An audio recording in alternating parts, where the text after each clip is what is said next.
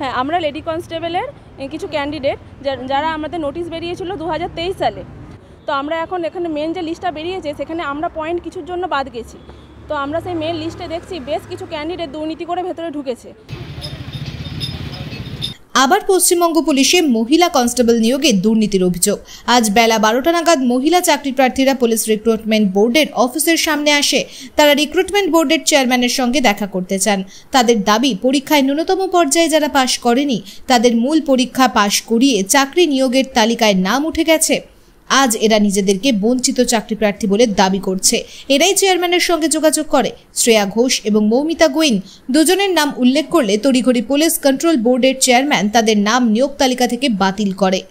আরক্ষা ভবনের সামনে চাকরি প্রার্থীরা এলে তাদেরকে বাইরেই আটকে দেয় বিধাননগর পূর্ব থানার পুলিশ। অবশেষে চাকরি প্রার্থীদের কাছ থেকে ডেপুটেশন নেয় রিক্রুটমেন্ট বোর্ড। চাকরি প্রার্থীদের দাবি, যদি তাদের দাবি মতো বিষয়গুলি খতিয়ে না দেখা হয় তাহলে তারা আইনের দ্বারস্থ হবে। হ্যাঁ, আমরা লেডি কনস্টেবলের কিছু ক্যান্ডিডেট যারা আমাদের নোটিশ বেরিয়েছিল 2023 সালে। তো আমরা চাইছি যে আমাদের পরীক্ষা হয়েছিল, প্রথমে প্রিলি পরীক্ষা হয়, তারপর যারা প্রিলি পাস করে তারা গ্রাউন্ড পাস করে, তারপর গ্রাউন্ড থেকে সেখানে গিয়ে আমাদের মেন পরীক্ষা হয়, তারপর হয় আমাদের ইন্টারভিউ। তো আমরা এখন এখানে মেন যে লিস্টটা বেরিয়েছে সেখানে আমরা পয়েন্ট কিছুর জন্য বাদ গেছি। তো আমরা সেই মেন লিস্টে দেখছি বেশ কিছু ক্যান্ডিডেট দুর্নীতি করে ভেতরে ঢুকেছে, যেটা আমরা পিআরবিকে প্রথমে জানিয়েছিলাম, তারা প্রথমে মানেনি। তারপর তারা নিজেদের ভুল বুঝতে পেরে দুটো ক্যান্ডিডেটকে বাদ দিয়েছে সেখান থেকে। কিন্তু এর ভেতরে এখনও অনেক ক্যান্ডিডেট ঢুকে আছে। তার জন্য আমরা একটা স্বচ্ছ প্যানেল চাইছি। এই প্যানেলটাকে বাতিল করে পুরোপুরি আমরা যারা স্বচ্ছ আমাদের তাতে নিয়োগ করতে হবে। এটা বলতে চাইছেন যে আবার নতুন করে রিক্রুটমেন্টের দুর্নীতি? অবশ্যই অবশ্যই, আমরা যারা স্বচ্ছ আমাদের স্বচ্ছদের নিতে হবে, আমাদের স্বচ্ছদের নিতে হবে। আমরা বলছি যে কখনোই মহিলা কনস্টেবলদের নিয়োগে দুর্নীতি আবার বলছেন?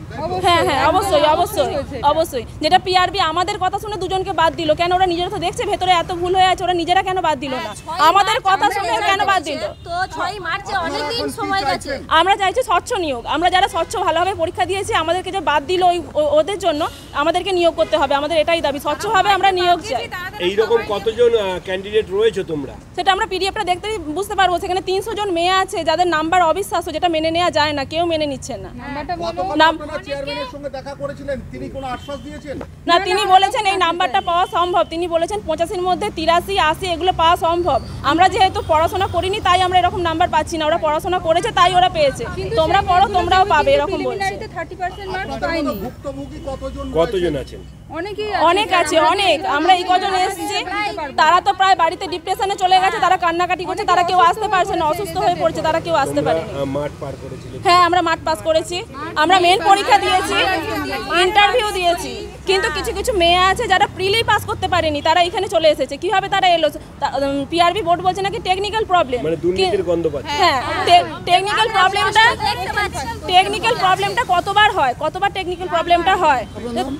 তো আমরা দেখতে পাচ্ছি যে আমরা বলার পর 6 মার্চে আমাদের রেজাল্ট বেরিয়ে যায়। তো আমাদের দুটো মেয়ে গিয়েছিল সেখানে কথা বলতে।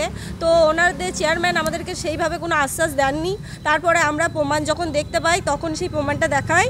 তারপরে দুটো মেয়েকে সেখান থেকে বাদ দিয়ে দেওয়া হয়। কিন্তু আমাদের বলার পরে হয় সেটা। কিন্তু আমরা চাই যে আমাদের পক্ষে তো এটা সম্ভব নয় যে দুর্নীতি আছে আরও ভেতরে। আমরা বিশ্বাস করি যে এই নাম্বারগুলো পাওয়াটা এখনও এর ভেতরে দুর্নীতি আছে। তো ভালো করে যেন চেক করুক আর এই দুর্নীতি যেন ভালোভাবে দেখুক, আর আমাদেরকে যেন স্বচ্ছভাবে আবার নয় রি এক্সাম হোক, না হলে গোটা প্যানেলটা ক্যান্সেল করে দেওয়া হোক, নতুন করে করা হোক।